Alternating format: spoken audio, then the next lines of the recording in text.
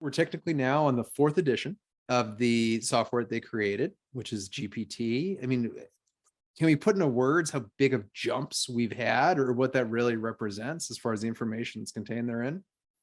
Yeah, I mean, they've been growing at an exponential rate.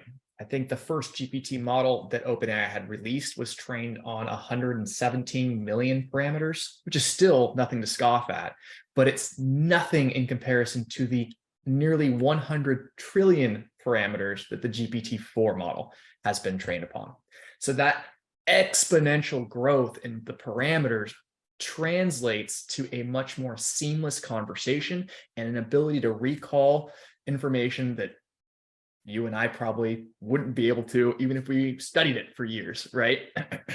Yeah, yeah, we're passing the ability of, quite frankly, a lot, if not most people, of all people, to be able to track that much information at one given time.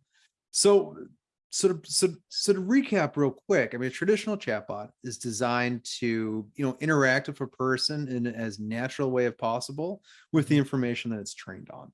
Mhm. We have this new technology. The most common example that you're reading about in the news is this GPT model from OpenAI, which has an expanded capability because it can have a conversation, but actually can take in context from having read, thousands of books, articles, really websites, anything you can find on the internet.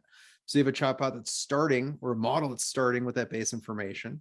So that takes us to then, how does that compare to ChatGPT, or what's that connection there? Because obviously that's what everybody knows. 100 million users in 2 months, one of the fastest growing, websites and products in the history of man.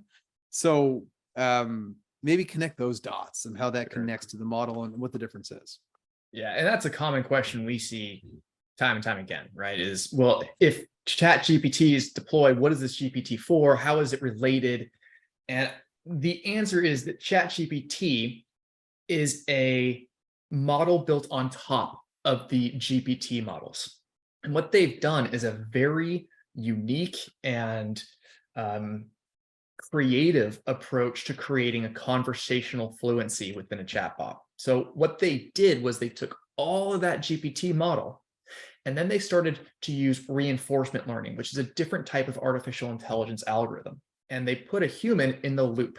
And so what we were doing is basically ranking the responses of the GPT-4 model and then um, providing feedback as to which of those responses was the most accurate or the best response out of the bunch.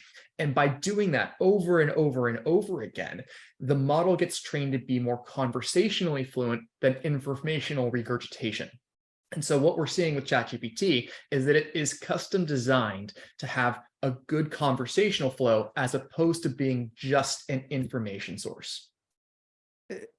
And to that point, I mean, it's basically exponential the way this stuff works. It's got that massive influx of users. We have more and more people using it, which means more and more people that can help train the system, confirm if it got a good response or a bad response, and really put it through its paces. And it gets us to the point where now, this tool, ChatGPT, which is available in test for free, anyone can access that, and that there are higher tiers available, is it's the interface essentially that you can, utilize some of this technology behind. And it honestly, it almost feels so vast, the amount of intelligence and information that's hard to comprehend.